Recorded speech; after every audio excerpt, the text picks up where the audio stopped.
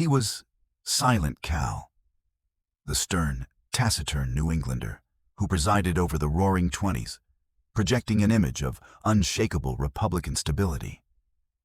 But the devastating, untold story is that while Calvin Coolidge led the nation through a period of prosperity, his White House was consumed by an immense, shattering personal tragedy that cost him his own beloved son. So what truly became of the son who died after a simple tennis game, and the other who lived for nearly a century in the quiet shadow of a father defined by stoic grief?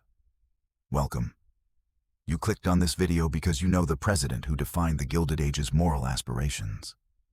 But you sense the deeper, more profound story lies with the two sons who shared his silent burden.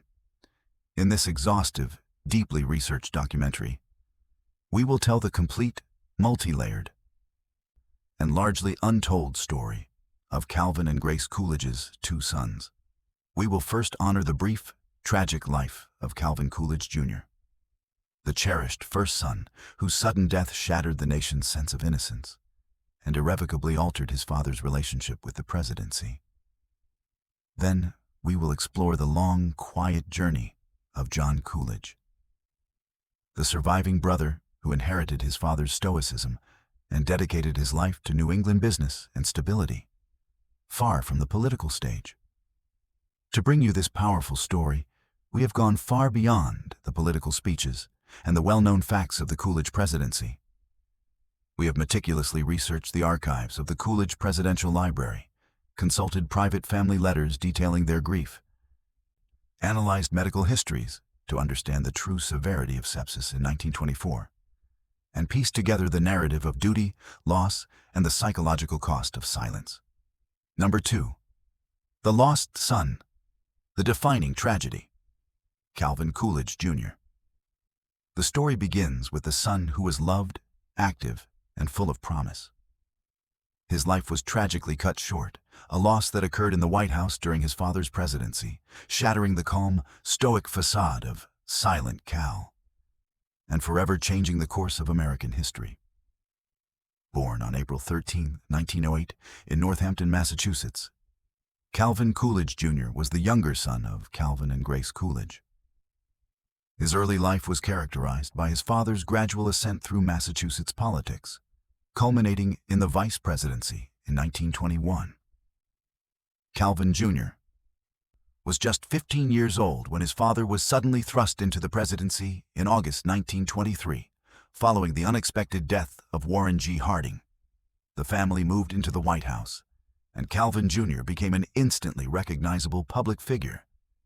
Known for his energy, intelligence, and playful charm, a contrast to his reserved father.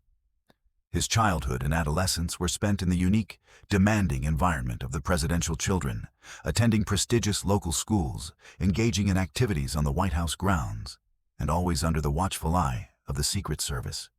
He was a popular and active young man, a source of profound pride for both his father, the stoic New Englander, and his outgoing mother, Grace. The life of Calvin Coolidge Jr.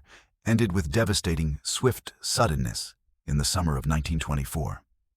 The president and his family were staying at the temporary summer White House.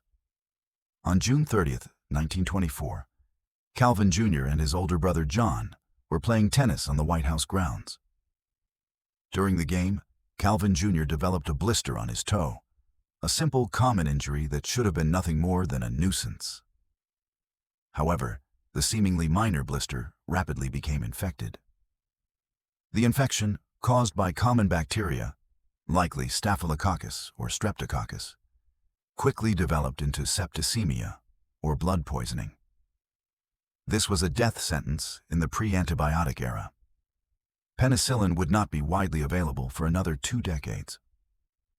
Despite the immense resources of the United States government and the frantic efforts of the best doctors in Washington, D.C., there was virtually nothing that could be done to stop the rapidly spreading infection. The president watched helplessly as his son's condition deteriorated over the next week. Calvin Coolidge Jr. died on July 7, 1924, just 7 days after the blister appeared. He was only 16 years old. The impact of this loss on Calvin Coolidge, the reserved, emotionally stoic president, was catastrophic and highly public. The president was utterly shattered. He wrote in his autobiography years later, "When he went, the power and the glory of the presidency went with him." The tragedy seemed to drain the life and ambition out of him. He carried the grief silently, adhering to the New England stoicism that defined his public image. But biographers and contemporaries noted that the warmth and lightness vanished from his personality forever. He never fully recovered. The loss also profoundly affected Grace Coolidge, whose outgoing nature was replaced by a deep, enduring sorrow. The tragedy became the unshakable foundation of the Coolidge family narrative. The scandal of Calvin Jr.'s life was the tragic, ironic fragility of life in the midst of American progress and wealth. His death, caused by an injury so common, underscored the terrifying limitations of technology and medicine at the time. The untold story is the depth of the president's personal transformation. His decision not to run for re-election in 1928, despite being eligible and enjoying a period of economic prosperity, is widely attributed by historians to this loss. He simply lost the personal will to lead. Calvin Jr.'s brief life and tragic end are a poignant reminder of the human cost carried by those who inhabit the highest office. Calvin Jr.'s death was the sacrifice that haunted the White House. The burden of survival and the complex duty of carrying the family name fell entirely upon his older brother, John, who chose a life of similar silence but immense longevity. Number 1. The survivor, the quiet legacy, John Coolidge. The older brother, John, survived the tragedy and lived for nearly a century. He inherited his father's taciturn nature and dedication to work, forging a life defined by intense privacy, New England stability, and a successful career far from the political stage, becoming the quiet guardian of the Coolidge memory. Born on September 7, 1906, in Northampton, Massachusetts, John Coolidge was the older son, the first child of Calvin and Grace. His early life was shaped by his father's slow, methodical rise through Massachusetts state politics. John was, by all accounts, bright, disciplined, and profoundly reserved, qualities he inherited directly from his father, Silent Cal. His world was irrevocably altered by two major events. First, his father's sudden ascent to the presidency in 1923, which threw him onto the national stage during his final year of college, Amherst College. Second, the devastating sudden death of his younger brother, Calvin Jr., in 1924. This loss was the defining shadow over John's life. At 18, he had to process the grief while watching his parents silently crumble under the immense weight of the tragedy.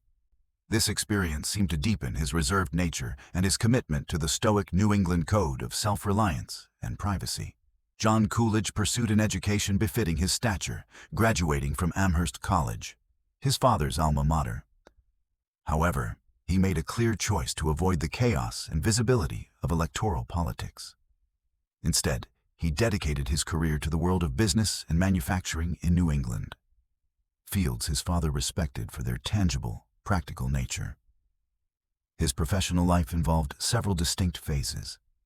He began in the railroad industry, working for the New York, New Haven, and Hartford Railroad, rising through the corporate ranks. He then transitioned into the manufacturing sector, becoming associated with the prominent New England textile company, the Northfield Mount Hermon School. His career was marked by stability, diligence, and professionalism. He achieved success not through his name's political power, but through hard work and competence in the corporate world. John Coolidge was perhaps the quintessential private citizen of a public family. He married Florence Trumbull, daughter of Connecticut Governor John H. Trumbull, in 1929, an event that, despite his father being a former president, was deliberately kept low-key. He and Florence had 2 children. They lived a stable, unassuming life, primarily in Connecticut, maintaining a resolute boundary between their family and the media. His primary public role after his father's retirement was as the guardian of the Coolidge memory. He was deeply involved in establishing and supporting the Calvin Coolidge Presidential Library and Museum in Northampton, Massachusetts, and ensuring the preservation of the family homestead in Plymouth Notch, Vermont. He served as a trustee for the Coolidge Foundation for decades, committing himself to preserving the historical record of his father's life and presidency. He was the one who provided historians and biographers with carefully controlled access to family letters and archives, acting as the final, discreet editor of the Coolidge legacy. John Coolidge's scandal is non-existent. His life was the epitome of quiet duty and ethical competence. The untold story of John Coolidge is his successful negotiation of the extreme pressure of the Coolidge name. He inherited his father's stoicism and integrity, applying them to a long, stable, and professionally competent life. He avoided the political stage, choosing instead to serve his father's memory and the integrity of the historical record. He lived until 2000, passing away at the age of 93. The silent, longest-lived keeper of the flame, a man who found fulfillment in his private life and his devotion to his father's memory. The story of the two Coolidge sons, one lost to a simple illness that shook the White House, the other surviving to become the stoic guardian of the memory, offers a profound look at the human reality behind a figure defined by strength and stability. Their saga highlights the immense, unseen psychological cost of the presidency, a price often paid by the children. This theme resonates powerfully with the story of another great general whose family defined a pivotal moment in American history. That general was the iconic leader of the Confederacy, Robert E. Lee. Or on this channel previously, we explored the fascinating and often poignant story of Robert E. Lee's 7 children. Did you know that the heirs of the Confederacy's most revered general faced their own unique struggles in the harsh aftermath of the Civil War?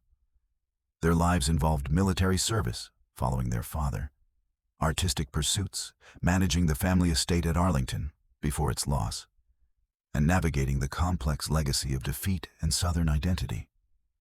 The full, untold story of the Lee children offers a compelling counterpoint to the Coolidge dynasty. Click the video on your screen right now to uncover that incredible, untold story. And as always, thank you for watching.